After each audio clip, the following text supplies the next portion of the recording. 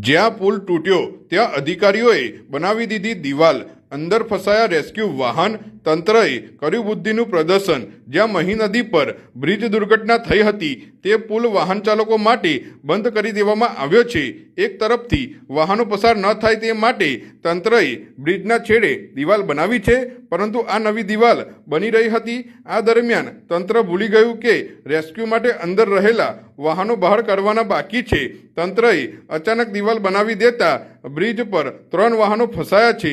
એટલે કે આટલી મોટી દુર્ઘટના છતાં આ સરકારી અધિકારીઓમાં ભાન આવ્યું નથી, ત્યારે તંત્રની કામગીરી અને ખરાબ વહીવટ પર સવાલો ઉઠી રહ્યા છે।